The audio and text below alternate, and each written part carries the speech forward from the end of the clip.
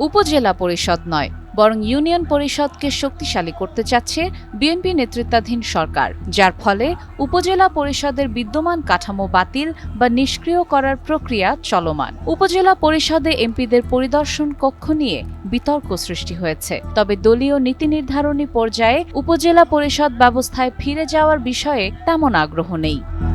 উপজেলা পরিষদ নিয়ে বিএনপির বর্তমান অবস্থান নতুন কিছু নয়। ১৯৯১ সালে ক্ষমতায় এসে খালেদা জিয়ার সরকার স্থানীয় সরকার অধ্যাদেশের মাধ্যমে উপজেলা পরিষদ বিলুপ্ত করে। পরে ১৯৯৮ সালে আওয়ামী লীগ আইন করলেও নির্বাচন দেয়নি।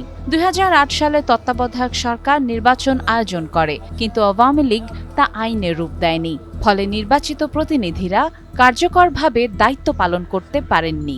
২০০৯ সালে নতুন আইনে সংসদ সদস্যদের উপদেষ্টা ও ইউএনওদের মুখ্য নির্বাহী করা হয়। এতে পরিষদ কার্যত প্রশাসন ও এমপিদের নিয়ন্ত্রণে যায়। ২০১৫ সালে দলীয় প্রতীকে স্থানীয় নির্বাচন চালু হয়। উপজেলা পরিষদগুলো খালি থাকলেও ইউনিয়ন পরিষদের নির্বাচন শুরু করতে চাচ্ছে সরকার। সরকারের পক্ষ থেকে আনুষ্ঠানিকভাবে কিছু না বলা হলেও সংশ্লিষ্ট মহলগুলো মনে করছে ইউনিয়ন পরিষদ নির্বাচন আয়োজনের মাধ্যমে সরকার তৃণমূল পর্যায়ে নিজেদের অবস্থান আরও শক্ত করতে চায়। উপজেলা পরিষদ আইন ঘেঁটে দেখা গেছে তাদের মূল কাজ ১৭টি, সঙ্গে রয়েছে ৩৮ রকমের দায়িত্ব।